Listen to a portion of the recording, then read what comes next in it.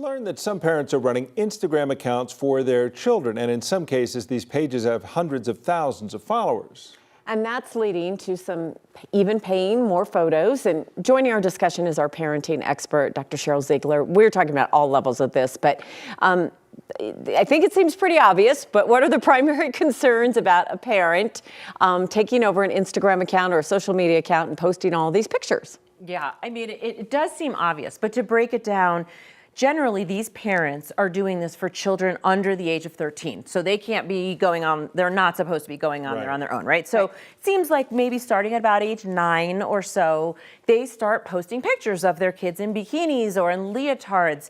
And very quickly, they're getting these followers. And I think very quickly, they're getting really disturbing comments. And really, some of them, I think, have been verified by pedophiles, by child molesters, child abusers.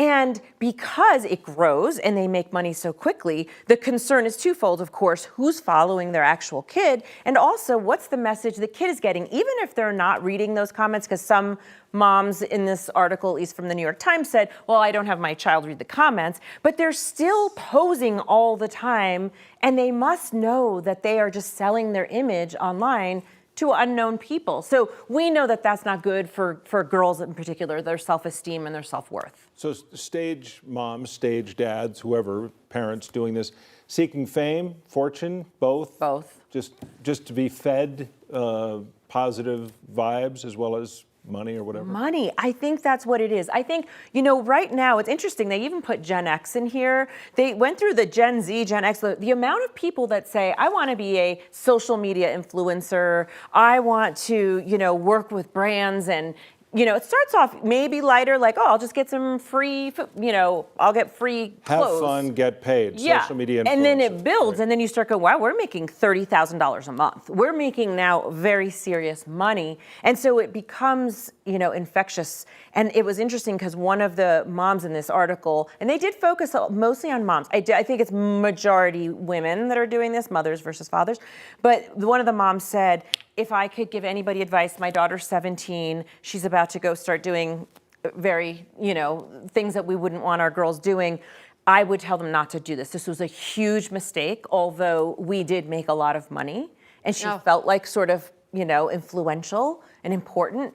It really went down a very wrong path for her, and I probably would guess for a lot of these young girls. I think if you looked out at long term, 15, 20 years, I'd say a majority of them, it's going to go out the wrong way. But it's deeper than just the idea of the money. It's going to impact their mindset for the rest of their lives, will it not? I mean, that's what we are arguing against, telling somebody this matters and all of, you know, it's not healthy. And the objectification, I think the point that they say, well, I don't allow my child to read those comments. I think that would be very hard if you're the influencer to say, I'm never going to see a comment. Right. They're going in there and they're seeing these things, and they're very disturbing, the comments that were made. And also even little aspects of it, like if they had worn something, then these certain men would offer amounts of money. Hey, we tell our kids never thing. to talk to a stranger, you know? Right, and so you start thinking about who your client is here, and that should be a big blinking red light and all that.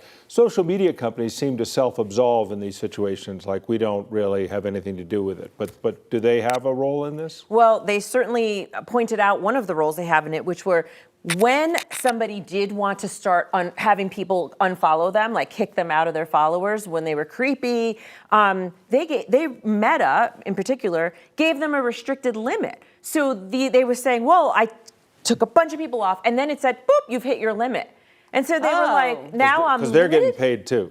Exactly. Yeah. Exactly. So there was frustration on that end, and of course, I think Meta had a public statement that sort of said, well, we're not, you know, we'll have to look into that kind of thing. We'll have to see what happened in that situation. I don't know if that's been resolved or not. This is a very new story, but I think that, yes, everybody has a little role to play in this, but I certainly think the message is parents need to protect their kids, the mental health outcomes, the safety outcomes, the objectification. There's so much here. So it starts with them, but yes, and then social media companies and all of that. It's hard to see it getting better, but we'll continue to follow it and keep an eye on it, and I know you will as well. Thanks, Dr. Cheryl Ziegler. Thank you.